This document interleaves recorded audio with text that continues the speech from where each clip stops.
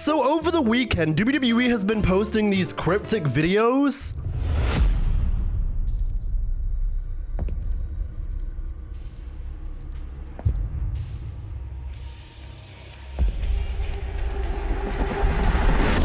And it's left everyone speculating, from Gunther to Santos Escobar to Chris Jericho, obviously building on the speculation that he will return to WWE in 2026 once his AEW deal is up at the end of the year. Which, to be fair, initially wasn't a terrible shout given the shoes and the suit that the person was wearing in the video. It was very reminiscent of the best in the world at what I do, Chris Jericho, which in my opinion is the best Y2J. WWE then shared another teaser, this time with someone else seemingly walking towards the arena.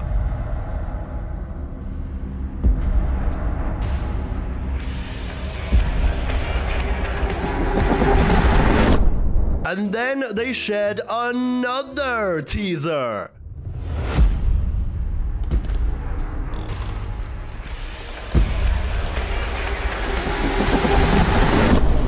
And finally, the latest teaser they posted would clearly feature the jeans and boots of Brock Lesnar.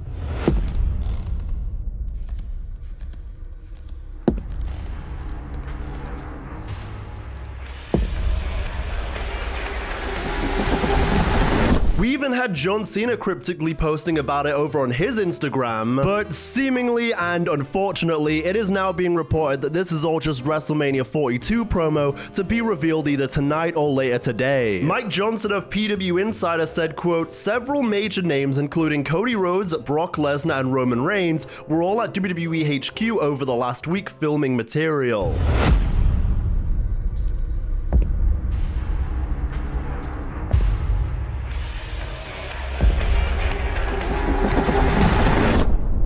Given what we have heard, my belief is that the teasers are likely for WrestleMania 42 promotional material. What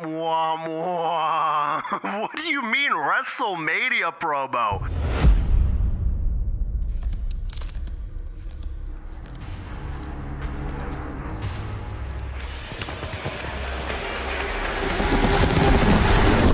Oh yeah, no, small-time known event, WrestleMania needs a bit of hype behind it. Really? Brother, I say WrestleMania and people instantly know what I'm talking about. You certainly don't need to go out of your way to tease it like this and get people's expectations up for an event that they already knew was happening in a place it did last year. Then, I've got to talk about the incredible NXT PLE from over the weekend, Halloween Havoc. It featured many great moments like Blake Monroe becoming the NXT North American Women's Champion. These bright lights and who's gonna take advantage of it? For a second time!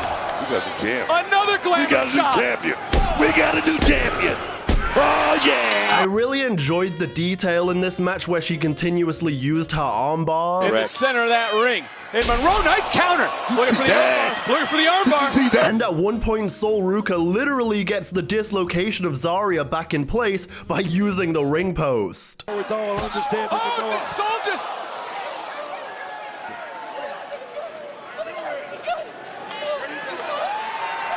The NXT Women's Division just continues to be so great. We also saw Tatum Paxley win the NXT Women's Championship. Just got caught! Cemetery drive! Go referee!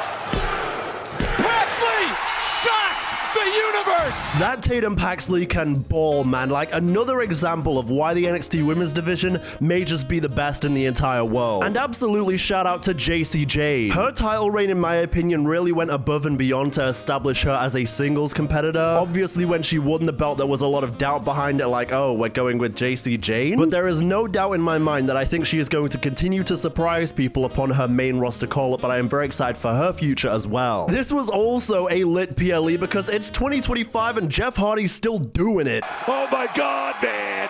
Here we go! No! Wow! And that might have been the damnest table snap we've ever called. I've got to say, I absolutely loved Jeff's tribute to The Fiend too. They did eventually lose the championships back to Dark State, but it was wonderful. Over the table. Oh yes! A doomsday table snap. Matt can't move. Matt's tied up. Brother Nero could be out in Dark State. And And it is certainly worth mentioning the fact they brought back the Woken theme song for Matt Hardy and the Hardy Boys entrance at this event, as the trend continues of them bringing back C-Force and older theme songs. And also, I've got to go ahead and say real quick, I'm sorry if my voice is going and it sounds like I am dying. I went to a Halloween party this past weekend, so it's kind of, it is what it is, you know, it'll be back in a couple days. But moving swiftly on, Jimmy Uso was on Cheap Heat where he revealed he'll sometimes still get mistaken for Jey Uso backstage. It's still going on today. On my kids, on my wife. And you know what? Even the closest homie that been there our whole career. Hey, Jay. And I'll just stop, bro. And I'll just look at them. They're like, oh my God, I'm so sorry. I did not mean to call you that. I was like, bro, I known you my whole career. I've seen you my whole career here. Dog. You've had all my, you tell me what I got to do, what match I got. I know you. You know me. You know me, know you. Which is crazy, by the way, because I feel like at one point, yeah, obviously this could still happen. But nowadays, it's pretty easy to tell them apart. It's like at first, maybe you could get the Bella twins mixed up, but nowadays, I think it's damn near impossible. Although that's coming from a total divas guy like myself, so obviously I know which one's the good twin and which one's the bad twin. Jimmy also recalls being told in WWE that if the Usos didn't wear face paint, it would be hard to tell them apart from Roman Reigns. And I'll never forget, it was like, when we did that switch, you know, the character changes everything. You got to evolve around this business. When we did the switch, we was like, yo, we don't want to wear no paint.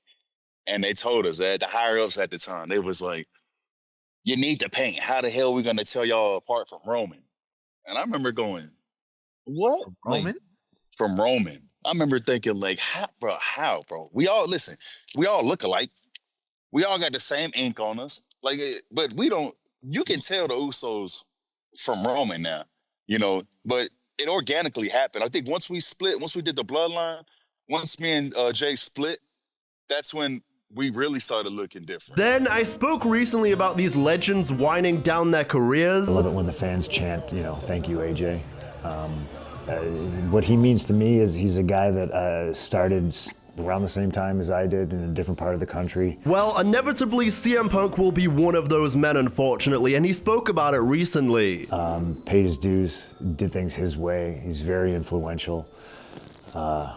And he's a guy that you never thought would be in WWE, let alone make it in WWE. We kind of have that in common. Towards the end of my career, and you know, John Cena's hanging it up, and AJ Styles says he's going to retire next year, and I don't know how long I got. I'm going to go till the wheels fall off, and I just know that that's sooner than later. So it's important, I think, for all of us, not just myself, to celebrate all the wrestlers as they, you know, retire. There's a whole new crop of people coming up to take our spots, and I think we're anxiously awaiting that to happen in some respects. I am not looking forward to the day when my childhood are all gone from this business. But equally, given NXT's future crop as we saw at Halloween Havoc, for example, this business is certainly in safe hands. Well, unless those hands are the disgusting greedy mitts of TKO, then we're all screwed, and good luck, Charlie. Then Andrade was asked on Instagram how he feels about his ongoing situation, to which he said, I have health, that's the most important thing. You know what? Fair enough. I mean, fair enough. Then we do have a brief Raw preview for tonight's episode. Not only are Santos Escobar and Cody Rhodes in the house, but CM Punk will go face to face with Jey Uso. Roxanne Perez will wrestle Nikki Bella, and Rusev vs Penta is set to determine the next #1 contender for the Intercontinental Championship. A match that I would imagine Penta is going to win, but I do think it is time to get some new names in this IC title scene. And we don't know for sure yet, but if they are going to go with John Cena winning the Battle of Survivor Series, then I can see why they're not starting anything fresh right now. But if for whatever reason we're not going to give John Cena the IC belt in his career, which would be insane, then I think I would love to see Santos Escobar in the IC title division. And if that comes along with a Legado del Fantasma reunion, then even better. I think it could be really, really good. Then, someone I miss so dearly on Monday Night Raw is Liv Morgan. Today marks her 11-year WWE anniversary, where she posted a video of the moments after her shoulder injury on Raw. Pull some traction. Just relax a little. You're good. Oh, You're good. You're good. You're good. wait, do you think that's it, maybe? Yeah, but I'm gonna check just to make sure. You've really got to adore her passion for the game. She's like, do you think that's it maybe? Like, am I good enough? Can I go back out and finish the match? That's a true Graps woman right there. That's the one and only Liv Morgan. God, I miss her so much. That Nikki Bella feud was gonna feed me for months. But here's one thing I will say on the Nikki Bella note. Recently, she was rescanned for WWE 2K25 after her model left a little to be desired. The Bella Army is in the house. And her new model that they scanned in is definitely an improvement, although the bar was pretty low. It's interesting to see how with certain people in these games, given a loud enough stinking complaint, they're right on it to update the models, but then others, they say, whatever. Then in Why is Goldberg Still Yapping news, he recently stated that WWE had, quote, some girl surpass his undefeated streak on purpose. Well, I mean, nobody's ever going to beat that. they already did. Who did? Some girl at WWE. They did it on purpose. No way. Yeah, I have nothing against the girl by any means, but yeah. The whole WWE experience was always, because I was a part of WCW when we were kicking their ass in the Monday Night Wars. And I didn't know what was going on at the time. I was just on one of the sides. And now one side dissolved and the other one consumed everything. And so they can treat everyone and anybody, everything the way they want. Right.